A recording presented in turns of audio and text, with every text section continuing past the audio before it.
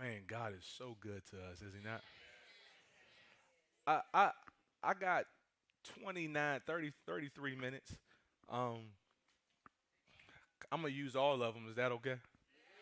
Uh, it's Vision Sunday, which I'm excited about. But my pastor made a statement to me on on Friday that kind of jacked me up, and I just kind of been ruminating on it. You know what that word means? Some of y'all saying, it means to like, yeah, meditate, just like chew on it. And I said something we had prayer on Saturday, and I said something to them. Oh, you don't mind standing up the whole service, do you? Yeah, let them get that seat too. We need seats, guys. Yeah, let's get some of these seats. People just need them. We just gonna do what we gotta do.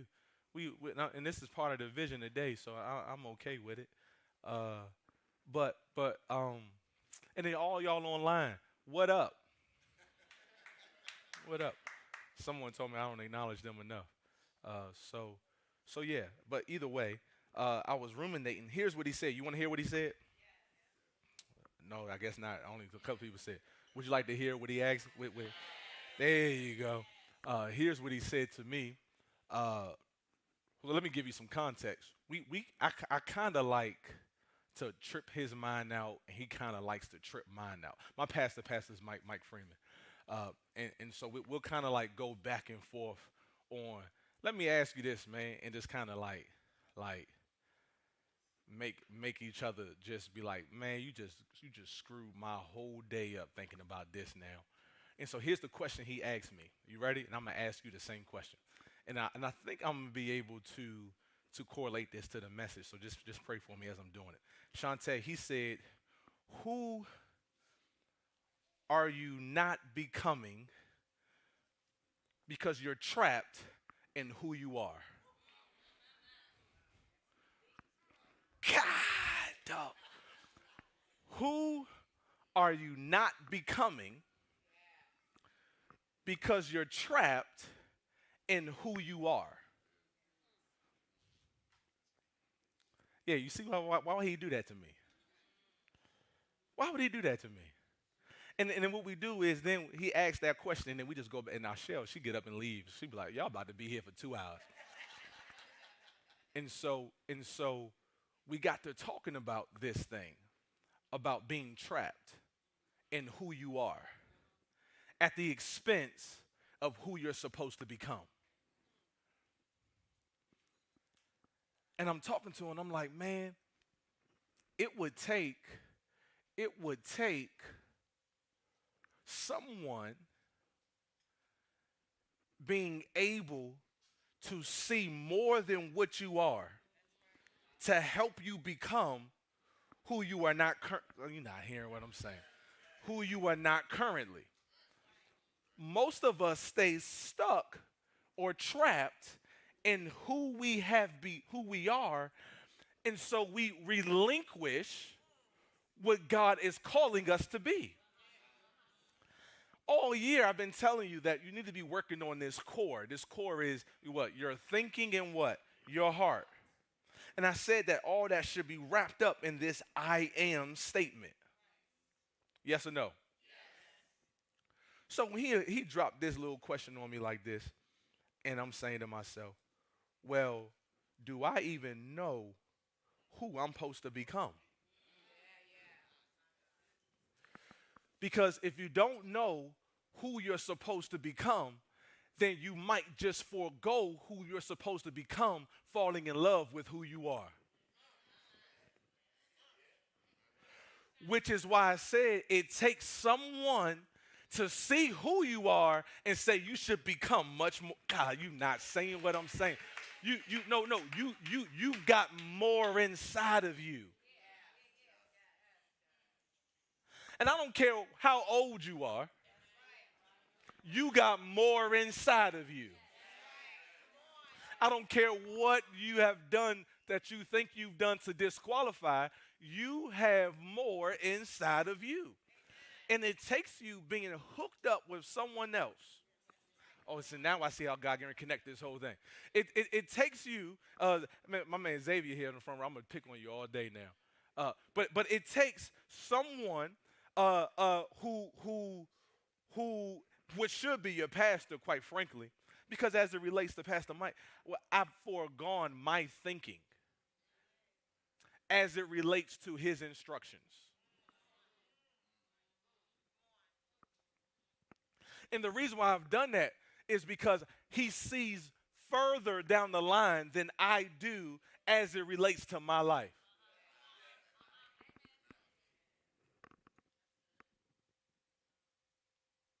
See, it takes someone to be able. Where's Sammy at? Sam, she around here working her tail off. Uh, Sam was she runs our guest experience, and I looked at her and said, "You supposed to be throwing festivals." And so I charged her with throwing Spring Fest. And her second one, look at what it produced last week. But look. I'm not saying that for a clap. I'm saying that to say it took someone who could see further of who she should become versus where she currently. Oh my gosh. Are you seeing what I'm saying?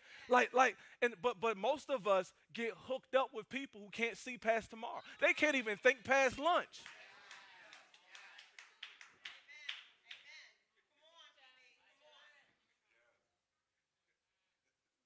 And so your I am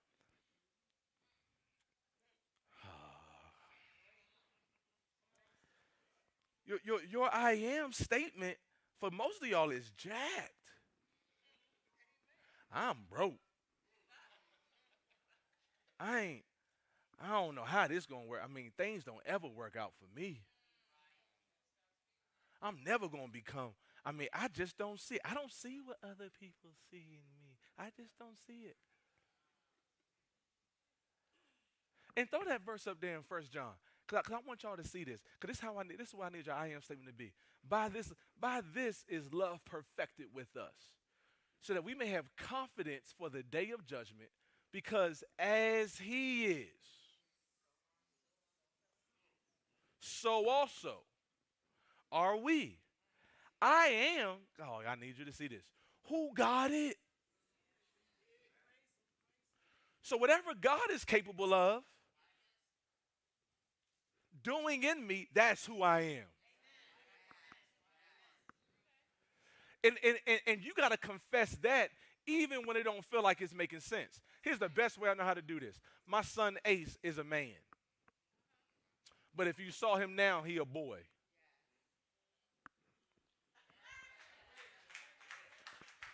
Stay with me, Q. Ace is a man.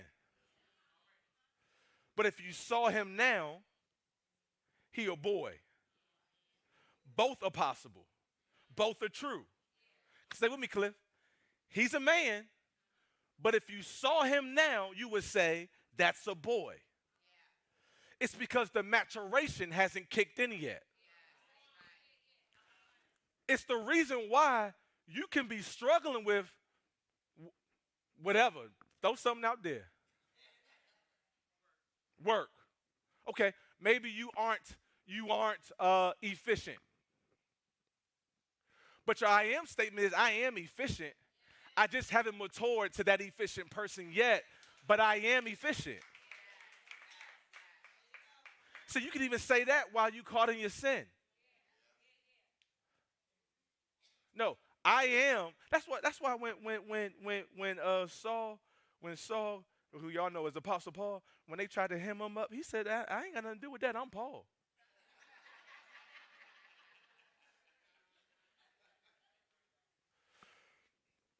But who's the person, or where are you going, or who's speaking into your life, Toddy, that can see further than you? Because most of you all don't make decisions past what you can see. And that's understandable. ooh, this all is connecting. God is so good. No, it's all connected. Because if I'm not hooked up with someone that can see further than what I can see, then I run the risk of becoming less than what I'm supposed to be. That's why it even matters who you marry. Because if you marry someone who ain't got no vision, or the vision is limited to what's right in front of them,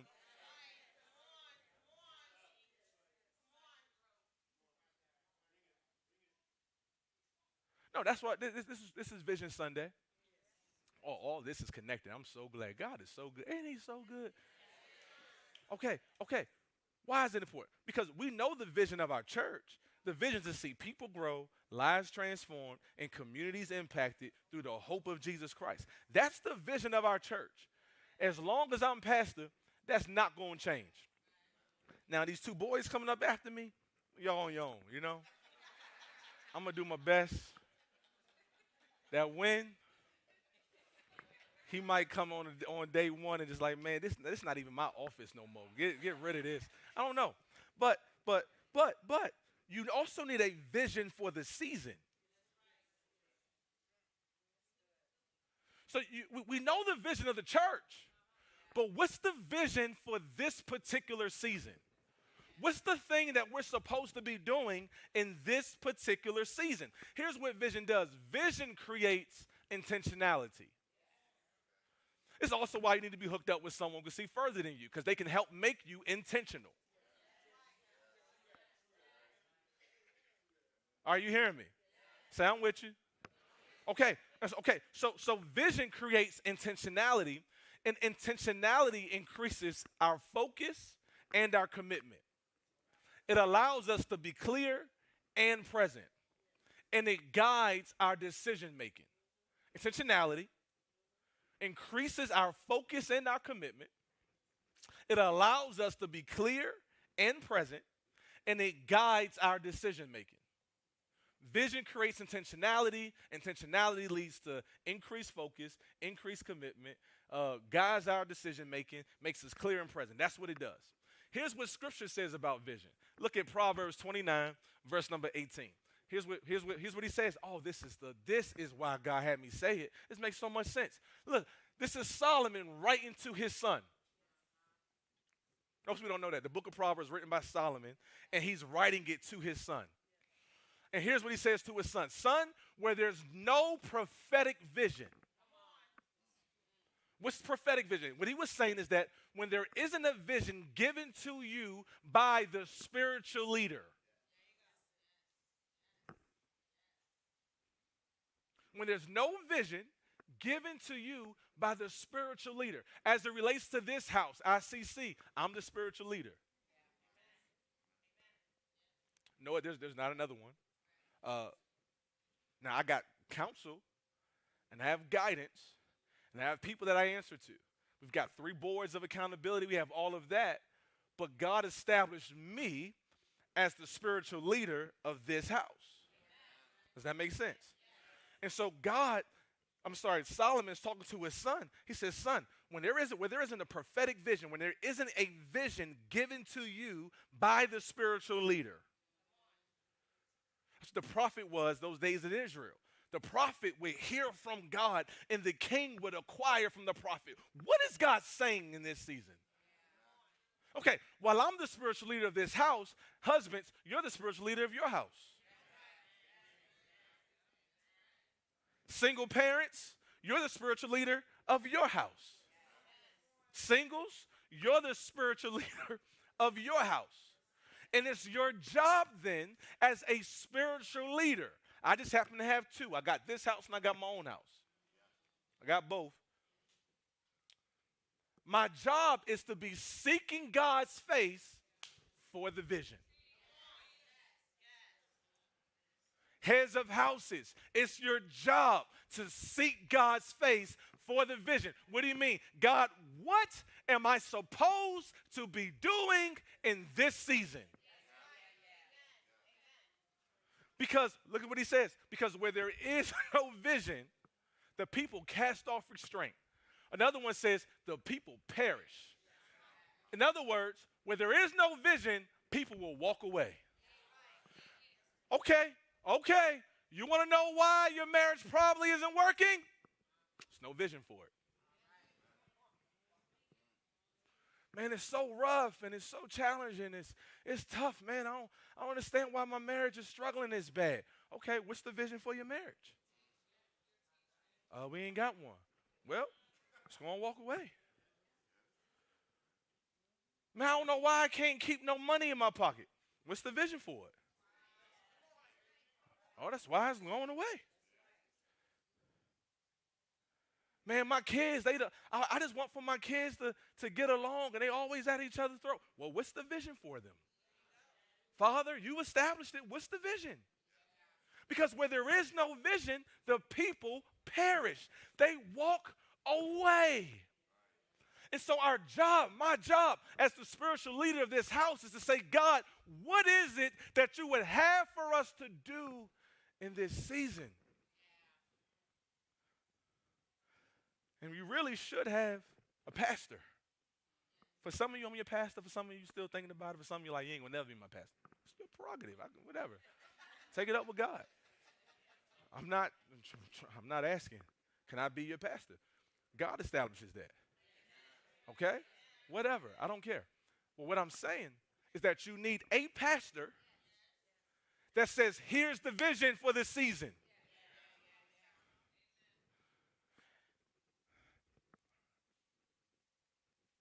And then it should be confirming what God's already speaking to you. And we're going to talk about that in a second.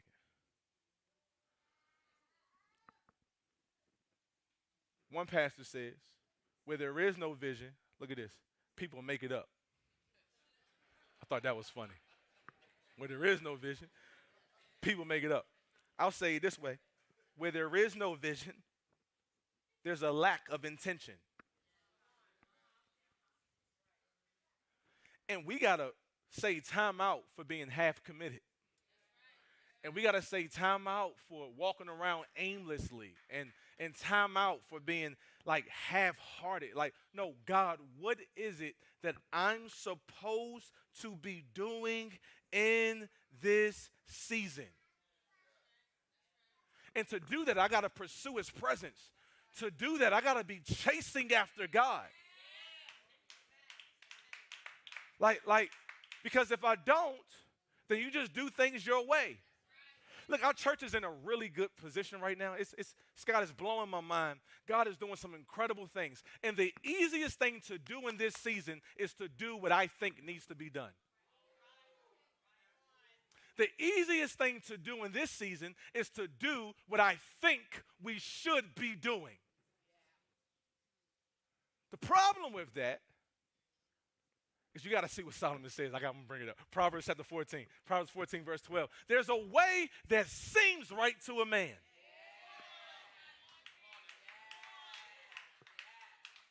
But its end is the way to death. What is he saying? What's the way that seems right? The way that you're so convinced of. The way that you're like, man, this is the way I know it's supposed to be. This is the way that I think it's supposed to happen. This is the way that I want to go after. This is the way that it should be done. And you can be so convinced of that. And God's like, no, that won't it. And the reality is most of us do what we think is right. Most of us, I believe most people are good intentioned. You have some that aren't, but I believe most people are good intentions. But there's a lot of good intentioned people who made some dumb decisions. And there's a lot of good intentioned people that have made some bad choices because they did not consult. Is this the way that I should be doing this, God? Is this the way? And right now, everybody, here's what's happening right now. Everyone has an opinion about what iNgage should be doing right now. Not short of it. We're not short of opinions. We're not short of thoughts. We're not short of emails. I'm not short of text messages. Did you get my text? I got yours and 50 others. Everyone wants to do what they think is right. And I'm saying, God, what is it that you would have for us to do within your church? Because there's a way that seems right, but that way ends in death. Is it a physical death? No, not always. Not always. Sometimes it's the death of resources. Sometimes it's the death of finance. Sometimes it's the death of opportunity. Sometimes it's the death of a relationship. And how many times have you stood in front of someone saying, I did what I thought I was supposed to do? And what I'm trying to do in this season, I can promise, can I tell you, I mean, this is probably the most vulnerable I've been. At 9, I cried. I'm doing a pretty good job right now, so hopefully I stay. But I cried because I'm understanding more and more the weight of this office, the weight of this position, the weight of what God has asked me to do. And what my prayer in this season is I don't stand on this stage a year from now saying, hey, I did what I thought was best. And I did what I thought I knew to do. And we kill relationships, and we kill dreams, and we kill hope, and we killed budgets, and we killed this stuff, all because I did what I thought was right. No, I want to do, God, what you've told us to do. Because he says, my thoughts are not your thoughts, and my ways are not your ways. And the easiest thing for me to do right now is just to do what I think we should, is to do what this church did, and to do what that church did, and to do what in the most vulnerable place for a pastor. Can I be honest with you? Here's the most vulnerable place for a pastor: when you've got resources and you've got opportunity. And that's right where we stand. We've got resources and we've got opportunity, and in the middle of that has to be Jesus.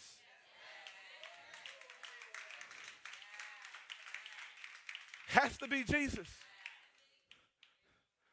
I was telling them earlier that I remember when I didn't have no glasses, man. I don't even look the same without glasses no more. Believe it or not, there was a time where I didn't wear glasses. Now I got too many of them. But I remember I would have to go like this. Anyway, some of y'all still there. That's your sign. You need glasses, bro. If you got to do that, this is not a push-up. I just told myself I'm not going to be the one that has them around his neck. I ain't doing that.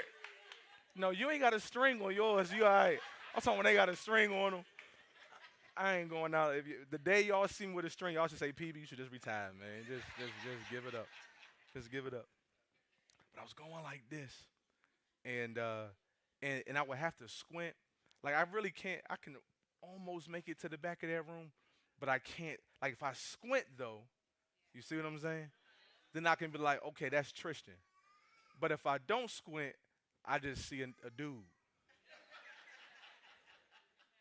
And I was doing life like this. And so I went to Weinstein. He ain't paying me, so I shouldn't. I went to an eyeglass here. I just thought about it. Any of y'all got an eyeglass place we can patronize on? If we can patronize our own people, I like patronizing our own people. You know what I'm saying? I think that's what we should do. If the kingdom's supplying, the kingdom should be buying. You know? But he's a great guy, though. He really is. He's a believer, all of that stuff. And I've been going to him for years. And just you should come to my church. I can give you some business. But I was there, and I remember the first time, you know when you sit, when they put them things over your eyes, and the first thing, this is my prescription now, and that thing got clear. Here's my reaction. I said, whoa! True story. This is a true story. I said, whoa! He said, you can see now, huh? I said, what? He said, listen, and here's the key phrase. And he said this years ago, and I finally got the right time to preach it. He said, you've got accustomed to operating in the blur. Listen, some of y'all have got accustomed to operating in the blur, where it's not clear, It's not in focus for you. And so you just doing what you think is right.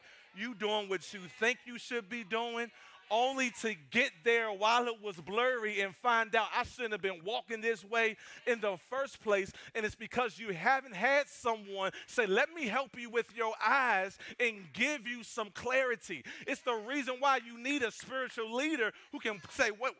Whoa! I can see now. Because it's not, so if you don't wear glasses, you don't get it.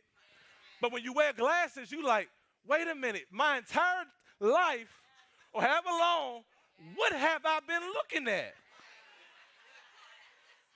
Because now I don't got to get that close to avoid what I ain't supposed to. You're not understanding. And so my prayer is that in this season, it becomes clear for you. But clarity doesn't come without presence. See, look at this in the book of Ephesians. I'm good. We making time. Look at this in the book of Ephesians. He says, that's why when I heard of the solid trust you have in the Master Jesus and your outpouring of your love to all his followers of Jesus, I couldn't stop thanking God for you. This is Apostle Paul. He's writing to the church of Ephesus. And why are you bringing this up, PB? Because when I think about where we are as a church, I need you to understand that this is the season I'm in. God, what do you want me to do? And for some of you probably feel like we aren't doing a whole lot. Yeah, sometimes sitting still is doing a whole lot. Sometimes people think, so listen, boring isn't sexy, but boring is efficient. You're not missing it. You're not missing you. Sometimes you just got to sit still. You ain't got to be so antsy. And I hear, and I'm not saying don't give me your opinions. I hear all of them. I'm taking them before the Father. But I ain't got to move because you say move. Like, no, I move because God said move. And right now, I think sitting still is important. Let's make our next move. Let's make our next decision. And so I'm sitting here and I'm seeking the presence of God. And I'm seeking the face of God. And I'm saying, God, what is it that you would have me to do? And he leads me to this verse. This was in January. And I've been praying this over you since January. And here's what he says. But I do more than think. Because I thank God for you all. But it's like when I read this in the message, man, it's like Paul was reading my mind. Because I promise you I'm doing more than just thanking God for you. The reality is this. Okay, if you've been at this church for a whole year, that doesn't do anything for me. What I'm trying to figure out is, if you're a part of our church, who are you becoming?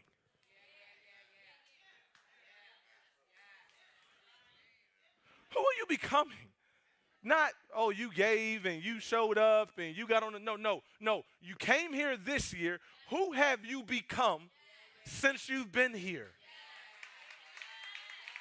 Who you become?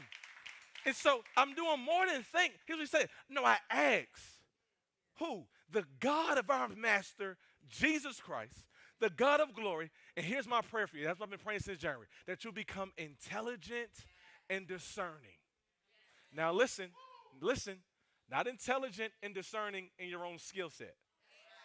And not intelligent and discerning in your own gifting. And not intelligent and discerning in your job, but intelligent and discerning and knowing him. No.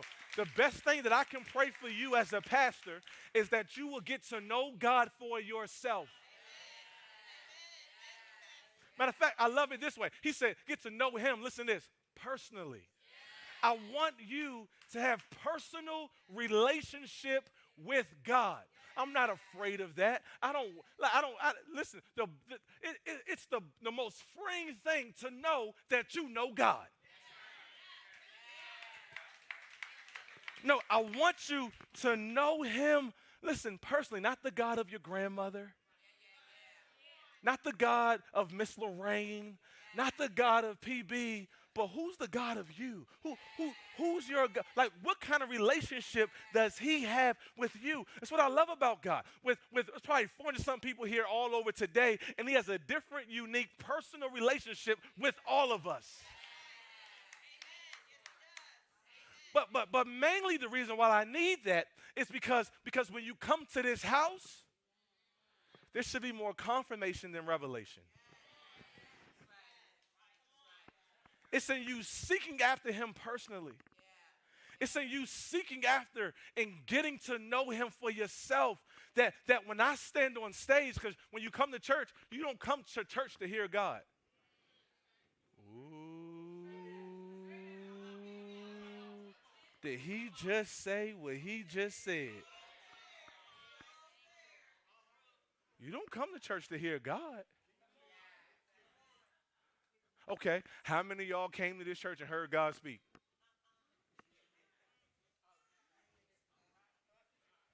You heard the audible voice of God when you came in here and heard him speak. No, no, you don't come. You come to church, and you don't come to church to hear me. I hope you're not coming to hear me, cause man, a lie to you. No, we come to church to hear God through the man of God, which in this person would be me or whoever's teaching. We come to hear God through whoever he's using to deliver his word, which is why it's important for you to know him personally so that whoever is up here, you're not hearing what I'm saying, is up here speaking, you can then say, that ain't God, because I know God. Or, no, that confirms what I have been. See, because me and my spouse, we was just talking about that on the way here. And I was just, last night, God woke me up and said, like it should be, I'm not saying it won't be revelation. You'll get revelation, but most of it should be confirmation. It should be, I was just, like me and God was just talking about, how you know? Because I know God. Do you? But quite frankly, the onus is on you to say, I know God personally. That man or woman up there don't know God.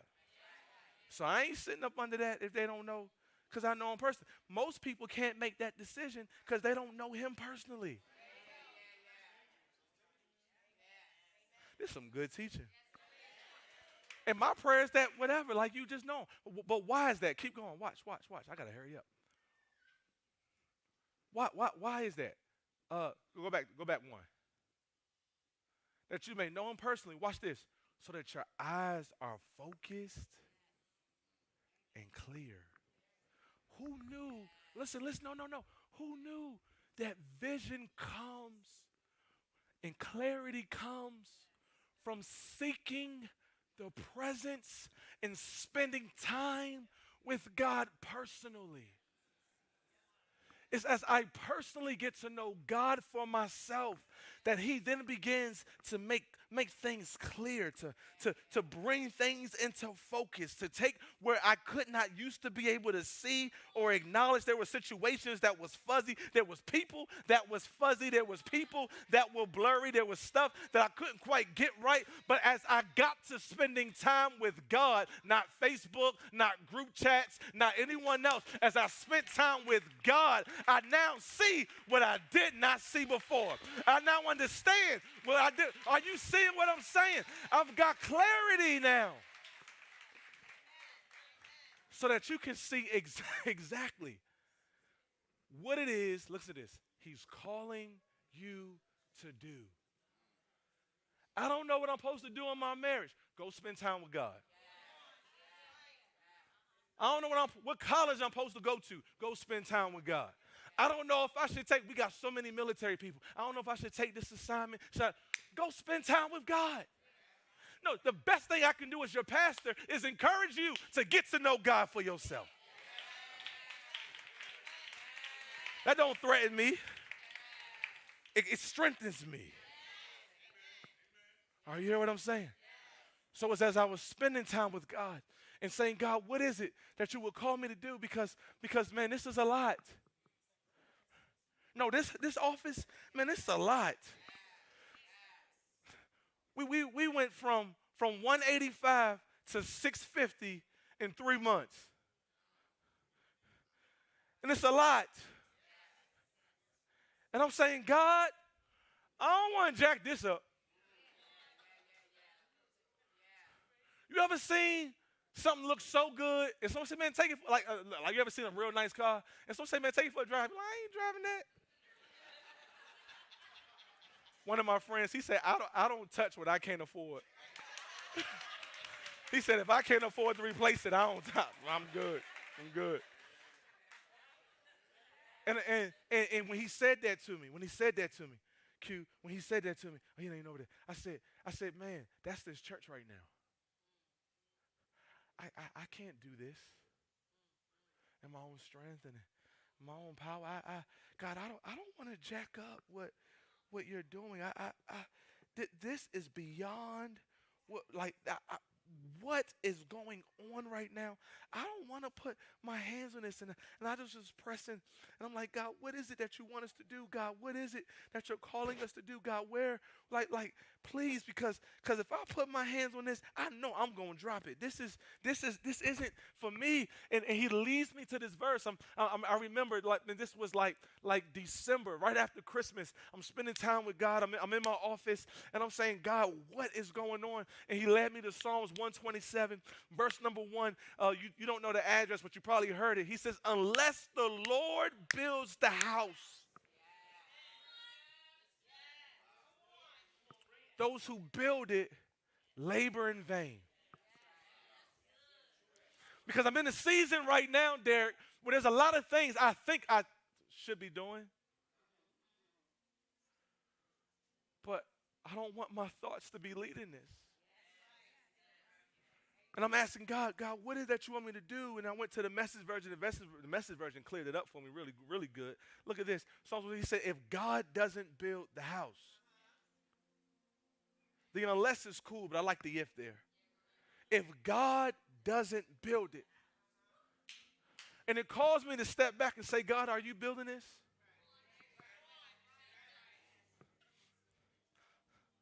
Because, in all honesty, this is a moment where it becomes really easy to build my ego. And it'll become really easy to build my own platform. Right now, people are asking, hey, man, how are you doing it? And what are you doing it? And right when they ask me, God's like, what you going to say out your mouth? And everyone came, and you know how pastors are, everyone calling, and they try to report Easter numbers and Easter this and Easter that. And I saw your reach, and I saw this, and I saw that. And God said, don't participate.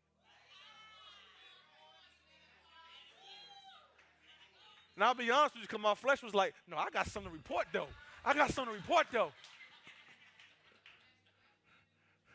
And he said, no, who's building this? He said, because if God doesn't build the house, listen to this, the builders only build shacks.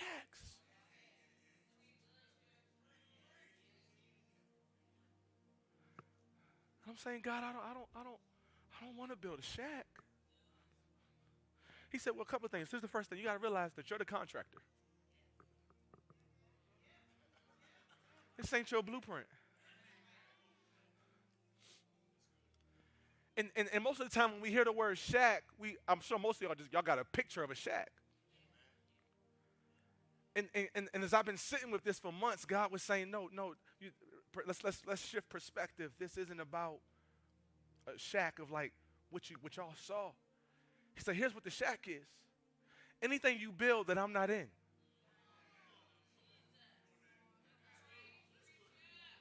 He said, what good is it to build this church and I'm not there?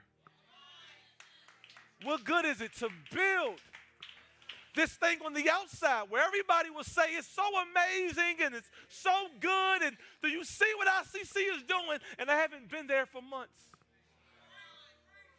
Because it's really easy for the spirit of emotionalism to creep into the church. Where you just go through the emotions, and because they said Jesus, you're going to scream, and if the chord is just right, you're going to shout and you're going to dance. But the reality is, was his presence really there?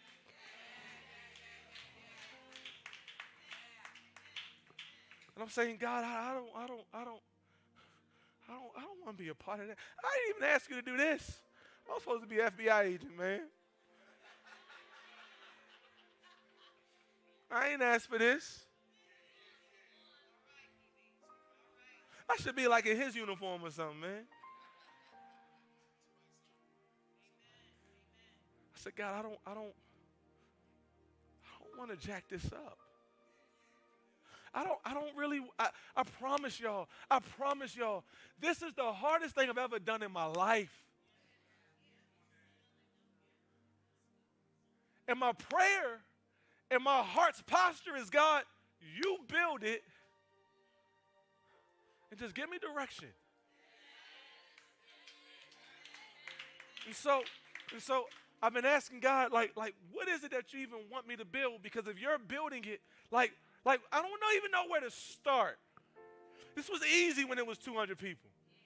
Love on them, hug on them, know everybody's name, don't jack up the money. Now I got to do more than that.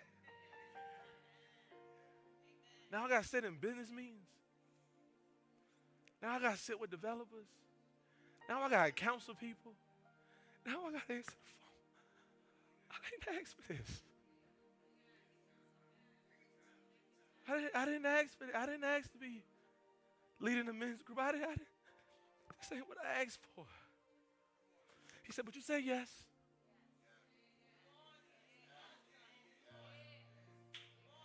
And so I said, well, what do you want me to build? And here's what it is. I'm going to show you this, and, man, make a decision. I don't care.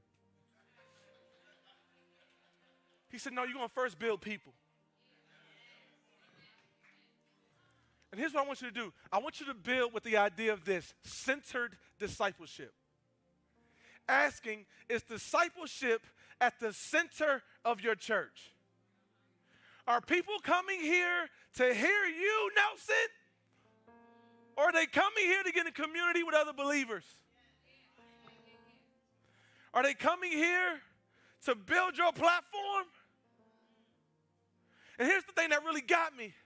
He said, if people mess up, if the dream team messes up, are they scared of you? Or if they said, we didn't do the best thing for Jesus today? Because they're scared to let you down, then you're at the center, not me.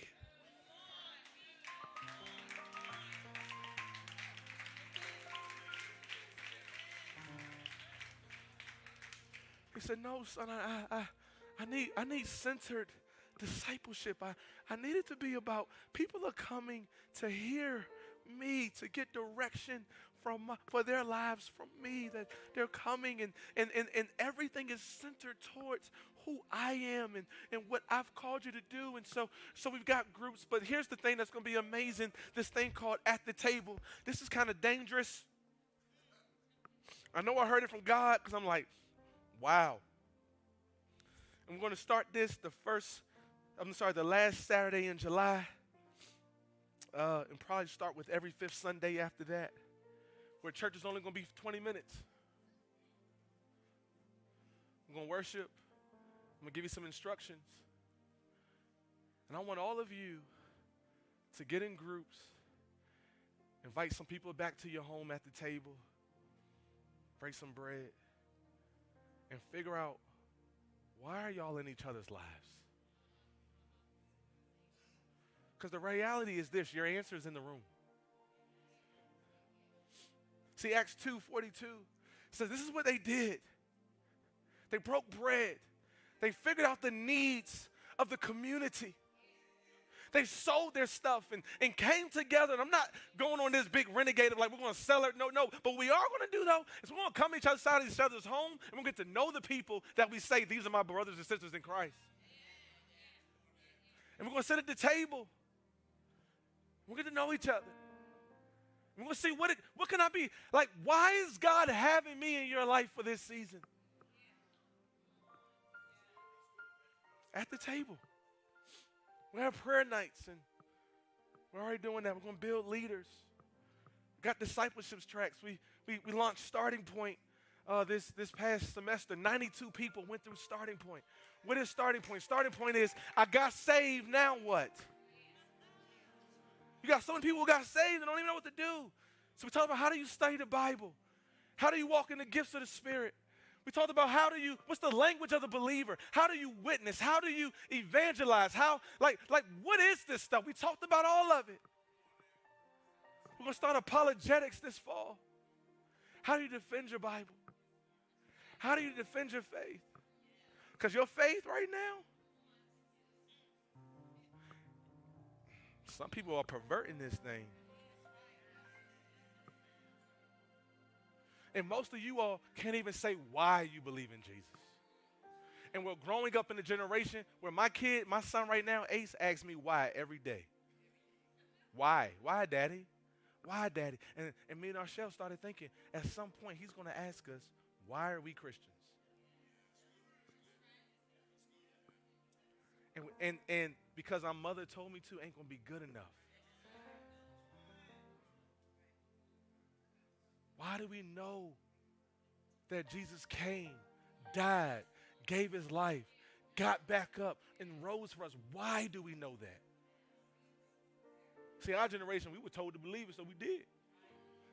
This next generation, you better know with historical proof and evidence that this wasn't a slave religion. You got to know this stuff. And here's how you can prove it. Okay, I don't got time to go there. We're starting to iNgage Leadership Academy. I can't wait. And here's the biggest one. Pastors need to be refreshed. Pastors need to be poured into. And I'm doing this scary and shaky. But for the first time this November 13th and 14th, ICC is hosting its first pastors conference called Fresh Wind. And I'm excited. So we're going to build people. The second thing we're going to do is we're going to build our community. We're selling out to Spring Fest and Fall Fest. And when I say selling out, like we selling out. We going for broke. And here's what we're adding to it. Food distribution and medical help. Because people don't just need eggs. They don't just need candy. Some people need real food. And so the burden that's been on our heart is, what would it look like if for these festivals we had 18-wheeler trucks show up and the community could get food? What would it look like if we partnered with other medical doctors and people can get their screenings and their tests done and it be free, because this is what the community needs. So we're selling out to that. We're selling out to iNgage Community and Scholarship Sunday. And I still believe God showed me a vision. We're going to build a legacy center. I don't know when. I don't know how. I don't know where it's going to come from. That's not my job. But I know we're going. The fact that Charles County does not have a community center is an issue for me. And God said, well, it's your issue. Build it. So we're going to figure it out. I don't know when. I don't know how. But we're going to sell out to it. And here's the last one for Build 24. We're going to expand the St. Charles campus. Now, there's not a whole lot I can say about this. I just need you to just kind of hear me. Is that okay? Can you hear me? Can you hear me? I can't say a whole lot. So you just kind of read between the lines. We're supposed to expand next door. I've been very honest and transparent about this whole process. And we halted it because I felt like God said, wait. So I had the stuff in my email. I just never signed it. Because every time I went to try to go sign it, I felt like God was like, wait. Okay, so we waited. And the more we waited, obviously the more conversations we had, and we talked to some banks, and we talked to some other people, and here's what they said. They were like, yo, it's really not a great financial decision. It's going to cost you $1.7 to build it out for 400 seats. Well, in November, that sounded really good. Here we are now, and 400 seats would not be enough. And so I said, God, you got to do something. And we've been praying, and we've been just believing God, and we've been going to land, and we've been going to buildings and land and all of this stuff. And it just seemed like nothing was really working. And at the same time, I'm wanting to expand. And he's like, you sit your little tail down. Because the way that seems right. And so here's all I can say about it, is we are really, really, really, really close on the next space. 700 seats. That's more like it. 700 seats. We're really, really close. I can't say nothing else because I just can't. I don't even got the board approval. I don't have any of that. But enough to share, Miss Dale, we are really, really close. And here's how we kind of knew it was God. It hasn't been built yet. And the thing that was messing me up over there, Mika, is that we had to do the build out, and that's what was costing so much. And so when I just heard from Holy Spirit about a place, and place said, because it's not built yet, we'll build it the way you need it built.